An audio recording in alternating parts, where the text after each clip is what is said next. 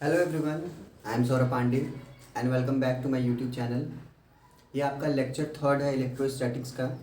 Lecture 1 और 2 में हमने चार्ज, उसके बेसिक्स, चार्ज की प्रॉपर्टीज़ क्या होती हैं, क्वांटाइजेशन ऑफ चार्ज क्या होता है, इंडक्शन से चार्जिंग हम किस तरीके से करते हैं, इसको पढ़ा था। आज के इस वीडियो में हम एनसीईआरटी से आपका एग्जाम्पल नंबर 1.2 सॉल्व करेंगे और एग्जाम्पल नंबर 1.3 सॉल्व करेंगे जो आपका चार्ज ट्रांसफ़र पे बेस्ड है। क्वेश्चन देखिए, लिखा हुआ है आपका, if 10⁹ electron move out of body to another body every second. हर एक सेकेंड पे 10⁹ इलेक्ट्रॉन मूव आउट ऑफ एक बॉडी से दूसरे बॉडी में ट्रांसफ़र हो रहे हैं। यहाँ पे देखते हैं इसका सॉल्यूशन। देखिए, 10⁹ electron move out of a body to another body in 1 second. Every second का मतलब हो गया आपका 1 सेकेंड। तो अगर 10⁹ इलेक्ट्रॉन एक सेकेंड में एक बॉडी से दूसरी बॉडी में ट्रांसफ़र हो रहे हैं, इसका मतलब कितने चार्ज का ट्रांसफ़र हो रहा है। तो फॉर 1 इलेक्ट्रॉन के लिए जो चार्ज होता है वो 10⁻⁻19 कूलम, ये हो जाएगा 1.6 इंटू 10⁻⁻19 कूलम। और कितने इलेक्ट्रॉन मूव हो रहे हैं, 10⁹ तो charge on 10⁹ electron that is equal to 1.6 into 10⁻⁻19 और मल्टीप्लाइड बाई क्या हो जाएगा, 10⁹ से मल्टीप्लाई करेंगे तो ये आपका हो जाएगा 1.6 इंटू 10⁻⁻10 कूलम। तो क्वेश्चन में अगर 10⁹ इलेक्ट्रॉन आपका एक बॉडी से दूसरी बॉडी में ट्रांसफ़र हो रहे हैं एक सेकेंड में, इसका मतलब क्या हुआ कि 1.6 इंटू 10⁻⁻10 कूलम चार्ज का ट्रांसफ़र हो रहा है कितने सेकेंड में, 1 सेकेंड में। देखिए ध्यान से, क्वेश्चन में आपको नंबर ऑफ़ इलेक्ट्रॉन के बेसिस पे दिया है, आपने उसको नंबर ऑफ़ इलेक्ट्रॉन के बेसिस से किस में चेंज कर लिया, चार्ज या फिर कूलम के बेसिस में, कि एक सेकेंड में 1.6 इंटू 10⁻⁻10 कूलम चार्ज का ट्रांसफ़र हो रहा है। अब देखिए फाइंड क्या करना है, how much time it is required, कितना टाइम लगेगा कि जो टोटल चार्ज है वो 1 कूलम हो जाए। तो देखिए इसको कैसे करेंगे, एक सेकेंड में कितने चार्ज, 1.6 इंटू 10⁻⁻10 कूलम। तो एक कूलम, यहाँ से एक कूलम अगर फाइंड करना है तो क्या हो जाएगा, 1 इसको इधर ट्रांसफ़र कर देंगे इंटू 10⁻⁻10, ये किस में आ जाएगा, सेकंड में। इसको अब आपको मैथमेटिकली सॉल्व कर लेना है। अगर हम इसको सॉल्व करें तो इसको लिख सकते हैं 10⁻+10 ऊपर चला जाएगा, नीचे क्या बचेगा 1.6। अगर ऊपर नीचे 10 से मल्टीप्लाई कर लेंगे 10⁻11 और ये हो जाएगा आपका 16। ऊपर नीचे 10 से मल्टीप्लाई कर लिया, एक पावर ऊपर बढ़ गया और ये पॉइंट यहाँ से हट गया। इसको हम लिख सकते हैं 100, 2 पावर यहाँ ले लिए इंटू 10⁹9/16। इसको कैंसिल कर लीजिए, ये हो जाएगा आपका 50, ये हो जाएगा आपका 8। इसको डिवाइड कर लेंगे तो 8 6 48.25 इंटू 10⁻9 सेकेंड। मतलब कि एक कूलम चार्ज कितना, 6.25 इंटू 10⁻9 सेकेंड। इसको आप ईयर में चेंज करना चाहते हैं तो ईयर में भी चेंज कर सकते हैं, इंटू 10⁻9 सेकेंड। अगर ईयर में चेंज करना है तो हमको डिवाइड करना पड़ेगा, कितना 365 डेज होते हैं और एक दिन में कितने 24 आवर, और 24 आवर में कितने सेकेंड, 3600 सेकेंड। तो ये आपका चेंज किस में हो गया, ईयर में। जब आप इसको सॉल्व करेंगे तो ये आएगा आपका 198 ईयर।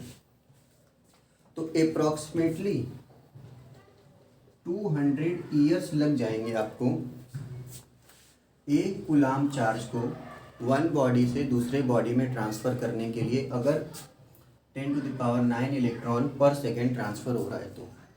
इसका मतलब जो 1 कूलम है that is very large. Practical purpose से जो 1 कूलम चार्ज है वो बहुत ज़्यादा लार्ज है। तो ये था आपका एग्जाम्पल 1.2 का सॉल्यूशन। अब हम एग्जाम्पल नंबर 1.3 को सॉल्व करते हैं। 3 हमारे पास ये है कि how much positive and negative charge is there in cup of water. जो वाटर का मास है in cup that is 250 gram. आपको बताना है इस 250 ग्राम में कितने पॉजिटिव और नेगेटिव चार्ज है। तो चार्ज क्वांटाइजेशन में हमने पढ़ा था Q इक्वल टू होता है आपका Ne। वाटर मॉलिक्यूल H2O मतलब सेम नंबर ऑफ प्रोटॉन और इलेक्ट्रॉन होंगे, तो आप दोनों में से कोई कैलकुलेट करेंगे तो दोनों की वैल्यू सेम आएगी, बस उस पर जो साइन होगा वो अपोजिट लेना पड़ेगा। तो सबसे पहले हमको नंबर निकालना पड़ेगा कि मान लीजिए अगर हम इलेक्ट्रॉन की बात करें तो नंबर ऑफ इलेक्ट्रॉन इन 250 ग्राम। 250 ग्राम के जो कप है उसमें कितने नंबर ऑफ इलेक्ट्रॉन है, इसको फाइंड करने के लिए आपको क्या करना है, देखिए मास कैसे करते हैं इसको, mass of cup of water. ये कितना दिया है आपको 250 ग्राम, और वाटर है तो इसका मॉलिक्यूलर वेट। मॉलिक्यूलर वेट कितना हो जाएगा, देखिए यहाँ से निकाल सकते हैं 2, इस हाइड्रोजन के लिए 2 हो जाएगा और ऑक्सीजन कितना है 16, ये टोटल कितना आ जाएगा 18। तो मॉलिक्यूलर वेट कितना आ गया 18 ग्राम। और एक मोल में कितने नंबर्स, तो जैसे मान लीजिए आप लिख लेंगे number of mole in 18 gram of water, मतलब एक मोल में कितने नंबर्स हो जाएंगे, कितने number of mole 6.02 into 10 to the power 23 Avogadro number के बराबर होता है, ये आ गया। अगर हमको ये फाइंड करना है कि number of mole in 250 gram of water, जो वाटर दिया हुआ है 250 ग्राम, एक मोल में तो इतने नंबर्स हो गए, 250 ग्राम में कितने हो जाएंगे, इसको कैसे निकालेंगे हम, into 10 to the power 23 into 250 divided by क्या करेंगे मॉलिकुलर वेट, ये कितना दिया है 18, ये हो जाएगा आपका 6.02 into 10 to the power 23 into 250 divided by 18। ये आ गया number of mole in 250 gram of water. अब अगर हम वाटर मॉलिक्यूल की बात करें तो इसका हर एक मॉलिक्यूल कितना 10 इलेक्ट्रॉन एंड 10 प्रोटॉन कंटेन करेगा। तो नंबर ऑफ इलेक्ट्रॉन अगर मान लेते हैं n is number of electron, ये हो जाएगा n is equal to 6.02 into 10 to the power 23 into 250 into 10 divided by 18। ये आ गया आपका number of electron in 250 gram of water.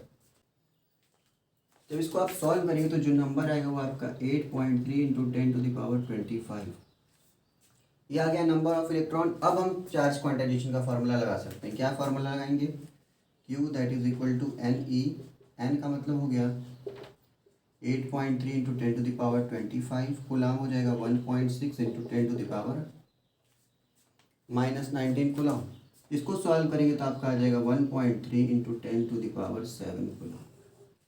तो इस तरीके से आप फाइंड कर सकते हैं charge, total positive and negative charge. ये नेगेटिव के लिए आएगा आपका -1.3, पॉजिटिव के लिए आएगा आपका +1.3। तो ये था आपका लेक्चर 3 जिसमें हमने NCERT की एग्जाम्पल को सॉल्व किया है। नेक्स्ट वीडियो में हम पढ़ेंगे आपका कूलम्स लॉ और vector form of Coulomb's law. वहाँ से आपका मेन चैप्टर स्टार्ट होता है और उसके बेसिस पे न्यूमेरिकल को सॉल्व करेंगे। तो आई होप आप वीडियोज़ को देख रहे हैं और आपके लिए यूज़फुल है। Thank you for watching.